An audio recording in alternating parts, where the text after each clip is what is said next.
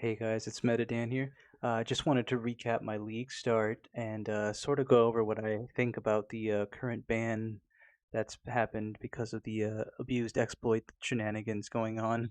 Obviously, the league start wasn't ideal. There were a lot of disconnects and people having trouble getting in the game because of the queue times. I mean, it's understandable. I guess GGG is a uh, I have nothing against them. They're a really good company. Who knows what's going on in their side? They said they did extensive testing before league to prevent all these issues from happening, but whatever, no big deal. Um, so yeah, my team has been basically pushing Atlas past few days. Um, you know, leapfrog strategy, just like I said I would do at the beginning of the league when I made a video discussing my plans for 3.14. One thing that did happen is that they nerfed the Maven witnessing for the Uncharted Realms. So only the map owner of the map device gets the witness now. So basically, my strategy went down the drain because I was going to group farm the feared fights with 5 to 6 people. And yeah, it's a lot of loot. So only one person gets the witness now. So you get the boss fights and one feared fight, which is understandable. There was a lot of abuse going on, obviously. Not ideal for the market.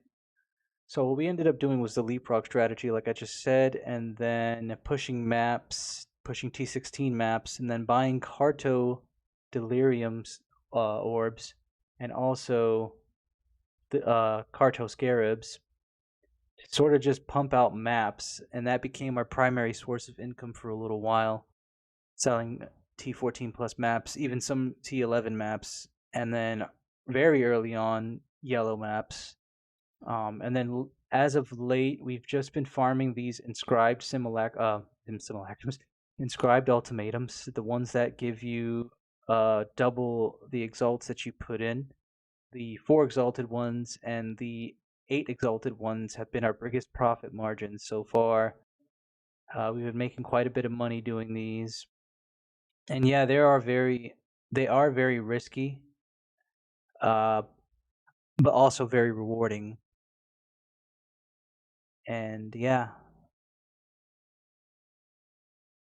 well, basically, we've been buying them at these 4 exalt ones. We've been buying them at 3x to make at least 1x profit. When really, realistically, you're risking 7 exalts if you failed the ultimatum. So you're risking 7 exalts to make 1 exalt, which is, a lot of people will say that's not worth it, but we have a very strong setup and we're very confident in our ability to complete these. The risky ones are the 8 exalt ones, which we've been doing a lot of as well. Those um, require about anywhere from 16 to 15 exalts, or sorry, 14 to 13 exalt investments. We're risking essentially 14 to 13 exalts every time we do that, and we have not failed, knock on wood, any of these yet, but failing an 8 exalt one obviously would be detrimental to our, currency pool. And luckily, we've been successful at all of them, have not failed one yet.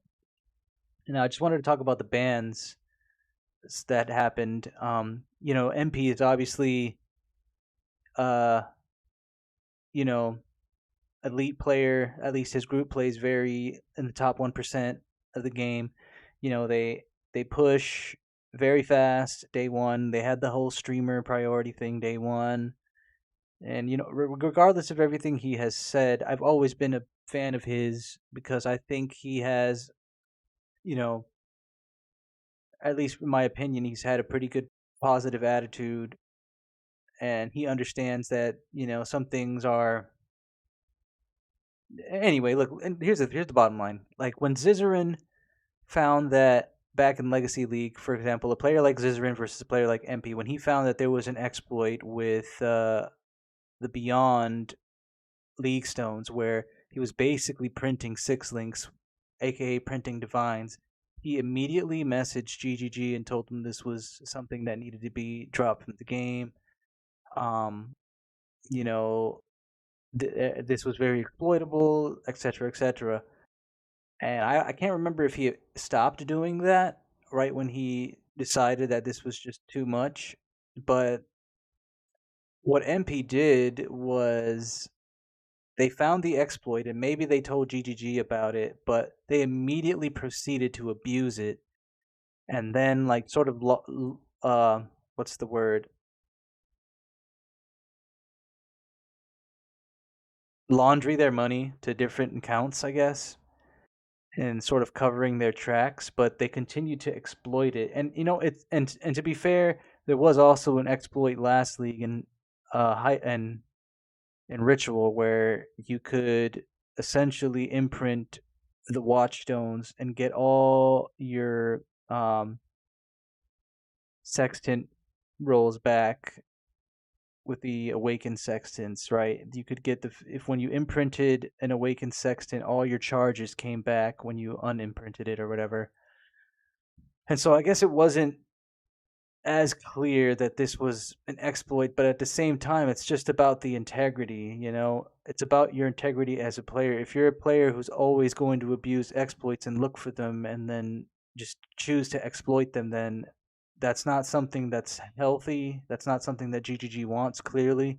And so, yeah, the bans are understandable. And obviously, I don't think he should be banned permanently.